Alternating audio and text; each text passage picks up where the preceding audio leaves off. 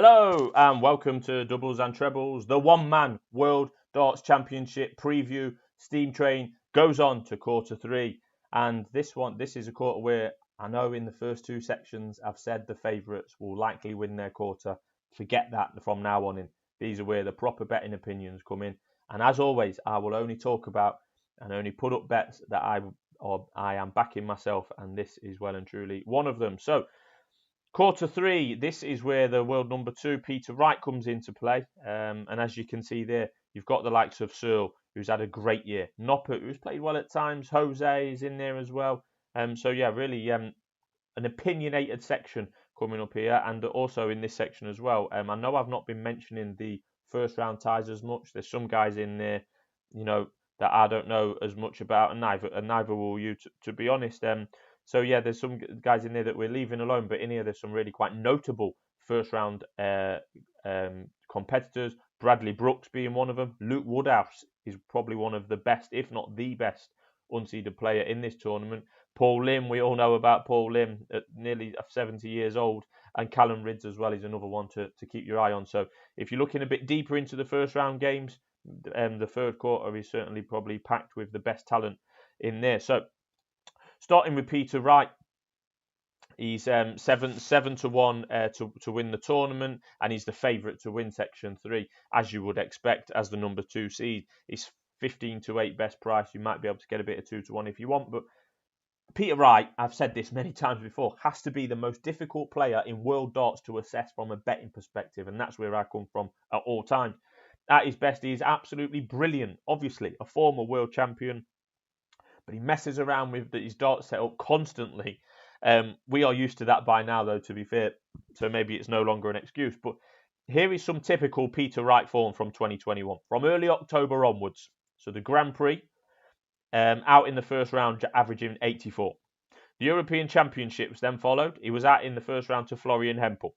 The World Series of Darts finals comes next. He goes out at the first hurdle. He gets hammered 6-1 by Kim Huybrechts. Basically a no-show at the last 7 Players' Championship floor events. Did nothing in any of the last 7 events. One was a batch of 4, one was a batch of 3. Then he rocks up at the Grand Slam. Bang out of form from all recent evidence. We did a preview with Ozzy and Pyman and myself, and we all said we wouldn't back Snakebite if we found money on the floor. Well, lo and behold, he goes and makes the final, playing some great stuff along the way, particularly against Fallon Sharrock, averaging over 100, and Michael Smith. Made the fight. What did Peter Wright in the Grand Slam final, or the final day, if you like, was that the semi and the final played on the same day, and he didn't really bounce back or carry his form into the final. Gerwyn Price did dominate. So that was the Grand Slam. He was bang out of form beforehand. Well, that's what we thought, and then he makes a final, and then a week later wins the Players' Championship, playing as well as we've seen him for some time. Definitely the best we've seen him this year, beating MVG, Clayton and Searle on the final day. I mean, you can't argue with that for any player to beat those 3 players all on the same day. So yeah, he's coming here on the back of his best form of this year. Pre-Grand Slam, Snakebite was double figures to win this World Championship. Now he's 7-1. He's got a tricky looking draw. I mean, Hetter's in there, friend of the channel, Damon Hetter's in there, Searle, Knopper, we're going to come to them. They're the type of guys that Peter Wright's going to be taking on. Yeah, but you wouldn't put it past him, would you? I mean, I wouldn't put it past Peter Wright. He's 7-1, and like I say, he's the number 2 seed for a reason.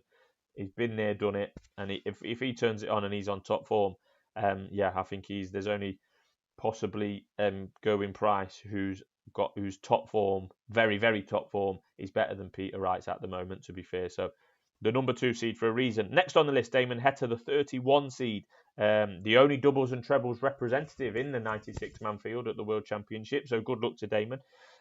Yeah, he's had another solid year, Hetter, as he establishes himself in the top 32. He's just in there. He's 31. The signs are good, as he arguably showed his best form of the year in the recent Players' Championship finals. He went out in the 3rd round narrowly to Peter Wright, in fact, who he's likely to face again in this tournament. Luke Woodhouse looks likely to be Hetter's first opponent, and that certainly won't be easy. Come through that and snake away, possibly the winner of that.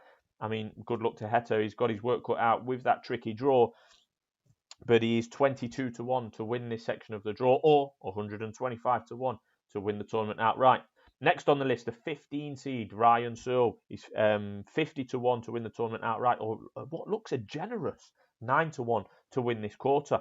I've spent most of 2021 backing Searle, as followers of my Twitter account will know. All except for when he made the Players' Championship finals last week in his best ever performance on TV. I wasn't on. I thought he had a nightmare draw, and he did brilliantly to make the final, where he lost out in a deciding leg to Snakebite Wright. I mean, you can't get much closer to winning your first TV tournament than that for Searle. He's possibly the biggest improver / breakout star of 2021. But that's no surprise for the hardcore fans. We knew he was bubbling away under the surface, and teaming up with practice partner Gary Anderson, we were told, ahead of 2021, and that appears to have paid off for Ryan Searle spectacularly. He's a power scorer. He's deadly on double top, Ryan Searle. And he's getting better all the time with experience, as you'll see from the Players' Championship final, where he reached the final recently. Particularly at the business end of games, that's where the experience is coming in for Searle. I thought he had finish line-itis a little bit in early days. That happens to many players, but with experience, he's getting much better at that. There's been worse 15 ranked seeds in this tournament than Ryan Searle, that is for sure. He made the 4th round last year, which should put him in good stead for this. And as I keep saying, Ali Pali experience is key. The next seed on your list is Danny Knopper, the 18th seed. He's 100-1 to win the tournament, or 16-1 to win this section. He showed possibly career best form in October this year. Only a couple of months ago, he dumped MVG out in the first round of the Grand Prix, which was a headline performance from Knopper. And then before he lost out in that tournament to an Ong-Song Clayton in the semi-final. Clayton, who went on to win that tournament, of course. Then a week later, in October, Knopper beat Ratajski and Searle at the European Championship before losing a last leg decider in the quarterfinal to Aspinall. That's good form again. And like many in this range of, say, 50-100-1, he does need more consistency on the big stage. That's why he's priced there, and that's why his ranking's there. But he's certainly still improving, I think, and he has the game to trouble anyone on his day. He's the 25th seed last year. He's the 18th seed this. He's, like I say, still improving. A tough draw with Searle, likely in round 3, but that would be a very good game. And I'm really not underestimating Danny Knopper going into this tournament. I'm really not. I do think this is quite open, given that, as always, as a matter of habit, we tend to take on Peter Wright from a betting perspective because of his inconsistencies, particularly at the prices. Peter Wright tends to go off. Jose de Souza is the next seed in this section. The 7th seed is 33-1 to win this tournament, or 6-1 for the section. It was the wild card coming into the tournament last year, but he's double the odds this year than what he was last year to win the tournament. And that shows that, other than the Premier League runners-up spot, which he secured in 2021, it's been slightly underwhelming from Jose. He won the Grand Slam in 2020. Like I say, there was plenty of hype behind him going into the Worlds last year. And he's failed to make a quarterfinal in any of the real big ones this year. I'm talking the Grand Prix, I'm talking the match play, UK Open and the like. He's not made, or the Grand Slam, he's not made a quarterfinal at all in the big TV tournaments this year. And at his best, he is absolutely brilliant. We say this about many players, but I wouldn't back him to win this quarter. Never mind the old lot. I think he's too short, even to win this quarter. I think Jose's too short. He's 6-1, second favourite actually to win this quarter. I don't think he's shown good enough form, but he does have a favourable draw, given that the next seed is Mensur Suljovic, the 26th seed. He's 150-1 to win the tournament, or 25-1 to make the semi-final. Mensur. He missed 11 Players' Championships events on the floor, plus the match play in the middle of this year due to family issues, COVID issues, etc. for the Austrian. And then an out of the blue runners-up spot for Austria in the World Cup saw Mensur qualify for the Grand Slam, miraculously. He made it through the group, but Fallon pretty much hammered him in the first knockout phase of the Grand Slam. He got hammered 10-5, and he never looked like winning, to be honest. That was at the Grand Slam. He battered 6-1 by Rids in the first round of the Players' Championship finals just gone. Did he still have a hangover from the Fallon defeat? Possibly. He is in poor form. He has been for some time, and that's why his rankings fall in Mensur. And the likes of Alan Sousa and Diogo Portela will possibly fancy their chances of Mensur in the second round, but he is a crowd favourite, Mensur, and when he's on it, he can be on it, but it's been a while, and it's very few and far between for Mensur. So I think that he's a seed in this section. He's a seed that is out of form, and that's why It leads me on to Nathan Aspinall, the number 10 seed. I flagged him up last week at 40-1 in the first video we did for the World Championship. I flagged him up at 40-1. He's now best price 33-1. I still think he's a bet. I really, really like Nathan Aspinall to win this tournament or to go very far. I fancy him strongly from a betting perspective. It's 15-2 to win this section. I'll probably be backing him for that as well. A semi-finalist in the Worlds in 2019 and 2020. Very much ticks all the Ali Pali form boxes for me. I love Ali Pali form when looking for a bet at the Worlds. Nathan Aspinall has got that in abundance. In the last 5 floor events of the season, Aspinall made a final, a quarter-final and a semi. I do not know how he didn't manage to win one of those floor events at the end of the season. Inexplicably, didn't qualify for the Grand Slam. We've covered that before. That was through no fault of his own. And then he's turned up at the Players' Championship finals. Went out to Rob Cross in a very, very good game, averaging nearly 100, the pair of them in that second round game. So, might have gone under the radar from a bookmaking perspective, given that he didn't play in the penultimate TV tournament and he went out in the second round of the most recent TV tournament. I still think he's banging form. I really, really do. This is a good draw for Aspinall. Don't get me wrong. He'll fear no one in this quarter at all. I really do fancy him to go far.